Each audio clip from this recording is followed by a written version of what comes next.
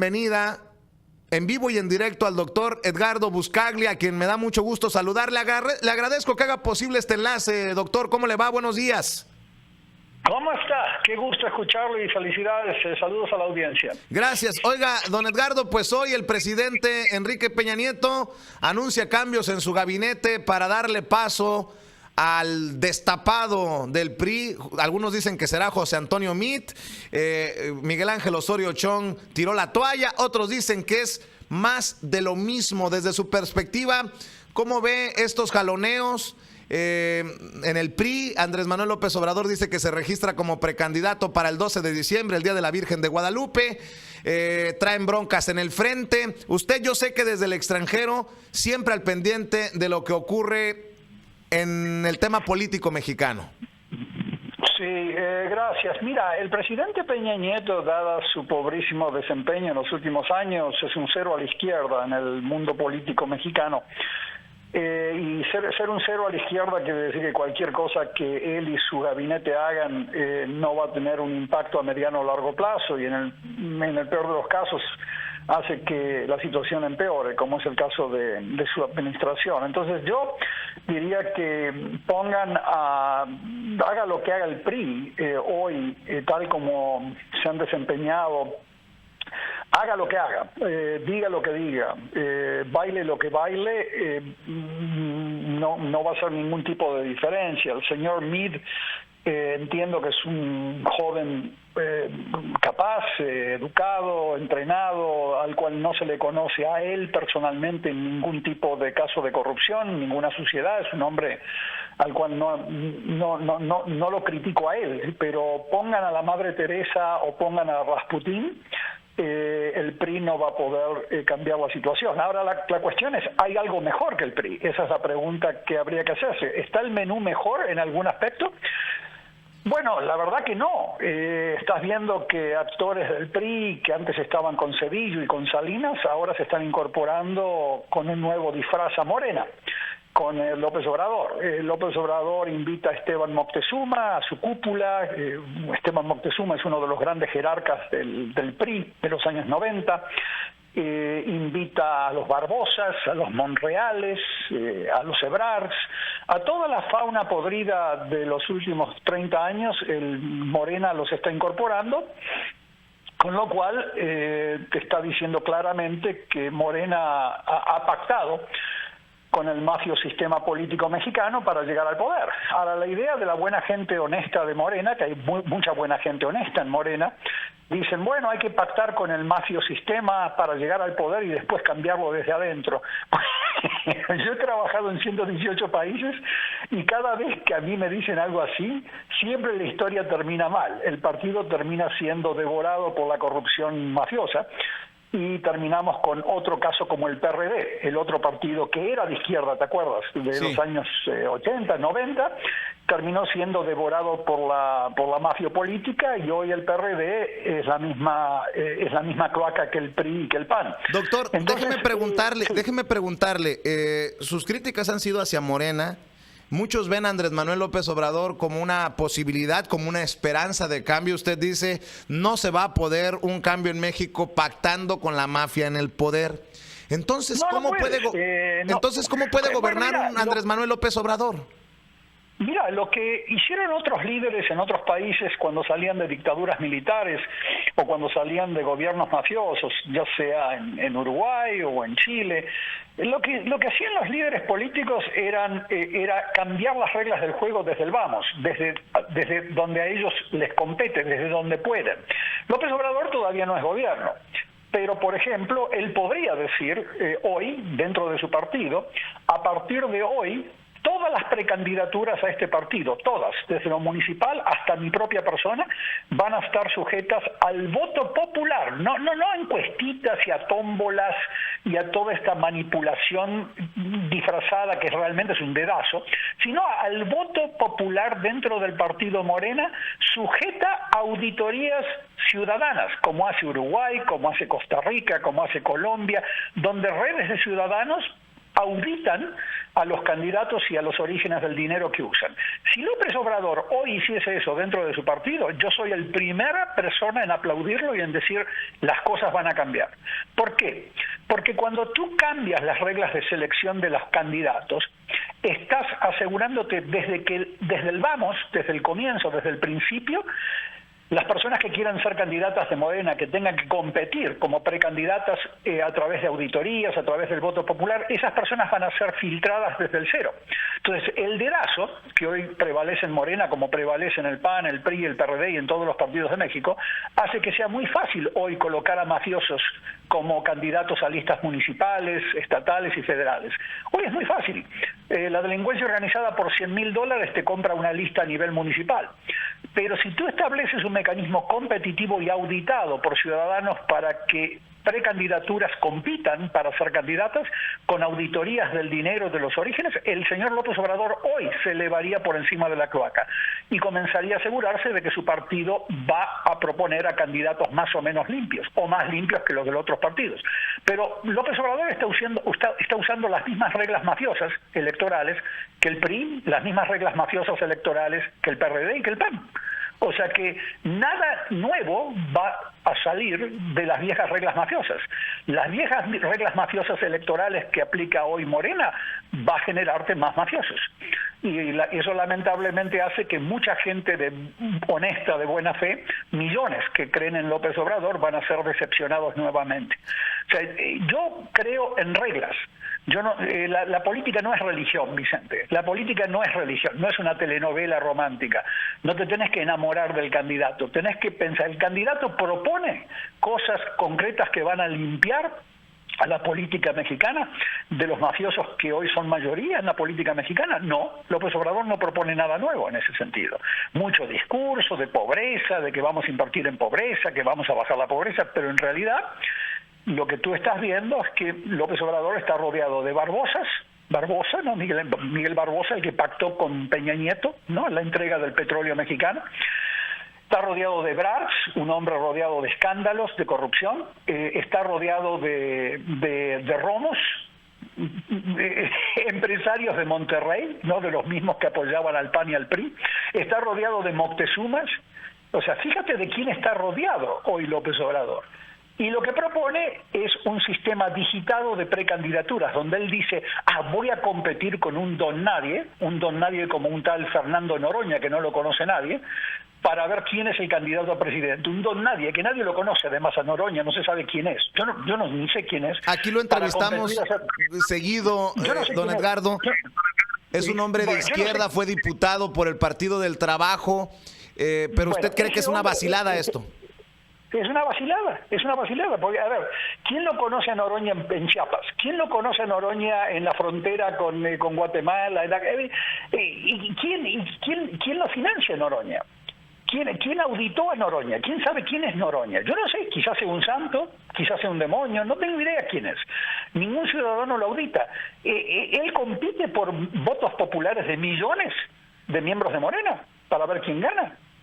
Yo no veo que eso, de tómbolas, encuestitas financiadas por no se sabe quién. O sea, están todavía bajo las mismas reglas mafioelectorales que aplicaba el PRI y el PAN. Es la misma historia, la misma cloaca con otro nombre. Entonces, hay que atacar la delincuencia organizada con mecanismos de auditoría, con mecanismos de control de candidaturas para asegurarte de que no entren más mafiosos. Hay que asegurarse de que las listas de precandidaturas sean sujetas al voto popular. Democracia interna a los partidos. O sea, la democracia no comienza con las elecciones generales. La democracia comienza desde el mismo voto en los partidos. Morena es un partido tan autoritario como el PRI en ese sentido.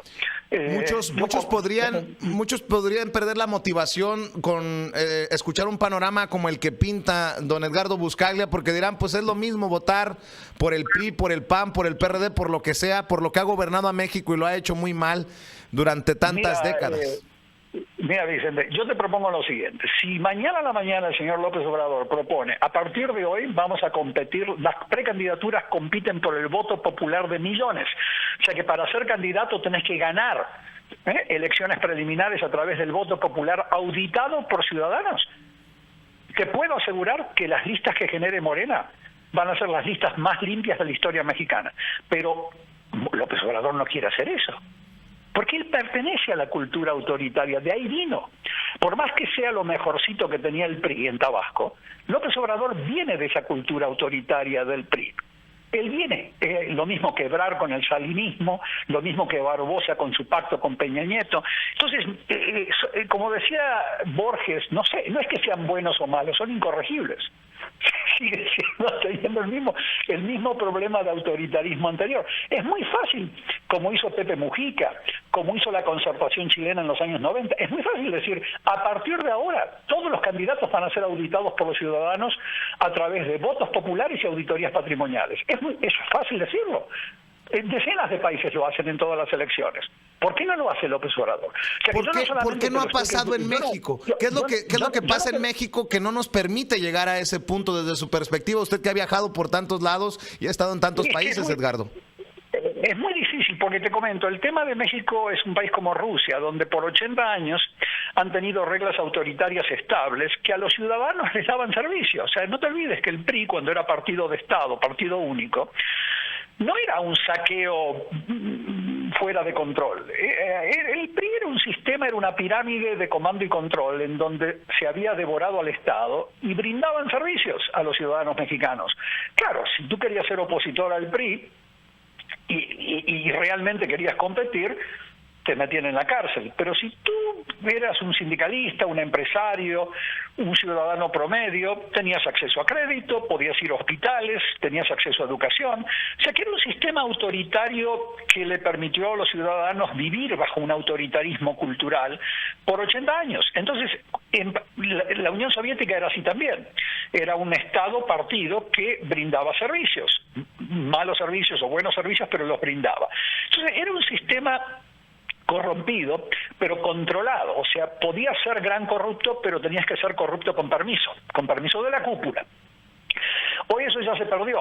Hoy tienes a miles de mafiosos alrededor de México, disfrazados de presidentes de asambleas municipales, de gobernadores, diputados, senadores, y cada uno tiene su feudo, y cada uno compite con otros corruptos para acaparar más negocios, se asesinan entre ellos, se roban entre ellos. Entonces, el ciudadano hoy ve que la corrupción está fuera de control, porque tienes a miles de señores feudales en vez de tener a uno solo, que antes era el partido único de Estado.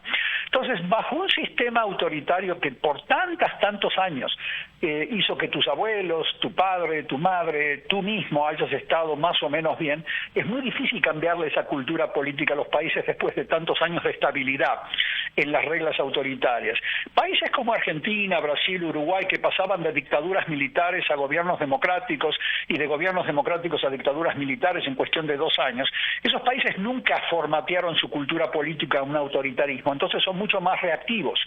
Es muy fácil, hoy tú vas a Argentina y ante cualquier escándalo hay cacerolazos, te paralizan el país, los sindicatos paralizan el país en Chile, en Uruguay, en Argentina, en Brasil. En México eso no forma parte de la cultura ciudadana que vivió por 80 años bajo un sistema autoritario muy estable que beneficiaba a gran parte de la población. Entonces, salir de esa cultura autoritaria lleva más tiempo en México que en Uruguay o en Argentina. Es por eso que México tarda tanto tiempo, pero lo va a hacer, no tengo ninguna duda que la ciudadanía le va a encontrar el agujero al poncho y va a empezar a paralizar al país de la manera que lo hicieron los chilenos, los brasileiros, los argentinos, y lograron transformar de a poco a su país. Lejos de ser un paraíso, Argentina, Uruguay, Chile tienen miles de problemas, pero están mejor que en los años 80 y México sigue decadente, sigue con las mismas reglas autoritarios de políticos disfrazados de Morena, disfrazados de PAN, que vienen a ser las mismas reglas autoritarias que usaba el PRI. En el fondo, en México, todo político sin excepción tiene el virus priista autoritario adentro. Entonces, por eso López Obrador no está dispuesto a elevarse por encima de la cloaca del PAN, del PRD, del PRI y diferenciarse en la forma en que elige a sus precandidaturas. Entonces, ¿quién lo conoce en Noroña? ¿Quién sabe? A ver, ¿por qué no un campesino de Chiapas puede ser también precandidato sin pedirle permiso a ningún cacique? ¿Por qué no puede ser un campesino? Una campesina puede ir a una oficina de Morena y decir, yo soy precandidato, y competir por votos. Eso hoy no es posible. Y las democracias, lamentablemente, si no tienen este elemento de elecciones internas preliminares abiertas al voto popular y auditadas, como Francia, como Alemania, como Canadá, si no tienes ese elemento, lamentablemente lo que te salen son listas de mafiosos y de incompetentes, que es lo que tiene hoy México, lamentablemente. Entonces, el cambio cultural, el cambio del chip autoritario a un chip democrático lleva tiempo, ¿no? Porque todos somos hijos de nuestro pasado, somos todos esclavos. Déjeme cerrar, porque sé que tiene que correr también usted, doctor. Déjeme cerrar preguntándole en el fenómeno desde la ciudadanía, desde las personas que nos están escuchando, desde esas personas que siguen a tal o cual candidato, entre los priistas, panistas, perredistas, la gente de Morena, que escucha algo diferente a lo que le ha dicho el partido y se alebrestan. Nada más como ejemplo, la gente que es seguidora de Andrés Manuel López Obrador, pues le ha caído a palos al doctor Edgardo Buscaglia en su momento, a Vicente Serrano en su momento, cuando han escuchado algo que no va como a papacho para tal o cual candidato o a tal o cual personaje. Si usted ve esto que está pasando en la clase política, ¿cómo entiende lo que pasa entre el ciudadano mexicano? Cada vez más despierto, sí. Cada vez más participativo, tal vez, pero que sufre de esta situación de voy por y no me importa que se caiga el mundo. No sé, creo que no hemos llegado a un punto de madurez política los ciudadanos. Usted lo dice muy bien. El proceso, la democracia es un proceso continuo de madurez, es como crecer como persona.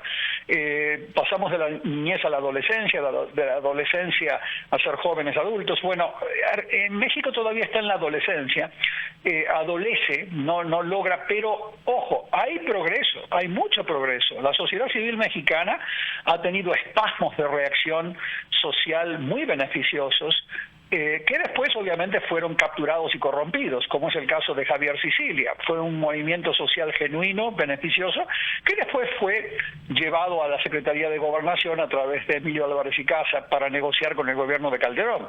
Pero el movimiento de Sicilia al comienzo era un brote genuino. Hay miles de brotes genuinos en México que pueden llegar a prosperar hacia futuro, pero yo les lanzo un mensaje a los mexicanos siempre, digo, tienen que pasar de la participación ciudadana, que está muy bien, a la auditoría ciudadana.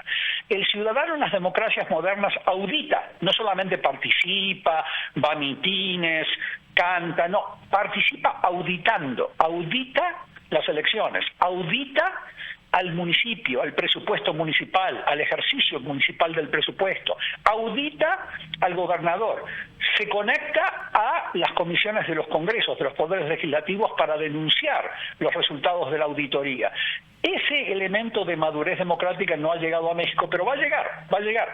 Yo te puedo dar correos electrónicos, Vicente, de miles de miembros de Morena que me dicen, doctor Buscaglia, usted tiene razón. A nosotros nos imponen candidato acá en las bases, nos dicen por quién tenemos que votar. La gente se da cuenta, esa gente honesta, buena, valiente de Morena, hoy se da cuenta que su partido no es democrático y van a hacer cambiar a Morena. No tengo duda de eso, pero estoy tratando de que sea más temprano que tarde. Ese es el tema. O sea, no quiero que pasen otros 20 años de tsunamis de sangre, de violencia, antes de que Morena cambie. Cuando al Estado mexicano comiencen a llegar figuras producto de un proceso de competencia por el voto popular de precandidaturas, auditadas por ciudadanos, ahí vas a tener mejor calidad de políticos llegando al Estado, y todas estas reformas que yo propongo, que son 45 instituciones antimafia, que hoy son ciencia ficción en México, pero son realidad en Chile, en Uruguay, en Colombia, en Bolivia también. Esas instituciones van a llegar a México y van a ser implementadas por estos políticos que sean el producto de un proceso de competencia electoral, desde las elecciones internas de los partidos. Si hoy tú ves las listas de los partidos en cada una de las áreas, y las vas a ver en el, no, salen de los dedazos, salen de la discrecionalidad de los caciques, y es muy fácil para la delincuencia organizada colocar a sus candidatos cuando el sistema electoral está basado en dedazos. Entonces eso hay que atacar al problema de raíz, pero cambiar esa cultura autoritaria, como cualquier otra cultura del planeta, cuesta, lleva tiempo, especialmente en los países que tuvieron tantos años de estabilidad autoritaria como Rusia o México. Entonces esperemos que con todas estas declaraciones y el buen trabajo que hace el periodismo como usted podamos llegar a impulsar y a presionar para que estas reformas se hagan antes y no después. Pues le agradezco, doctor, y ya lo seguiré molestando para escuchar sus opiniones aquí en Sin Censura. Por eso se llama Sin Censura el programa. ¿Perdón? Nunca es molestia, es un placer. Gracias, un abrazo. Abrazos, hasta pronto. El doctor Eduardo Buscaglia. Miren, es que aquí, por eso se llama el programa Sin Censura, tenemos que escuchar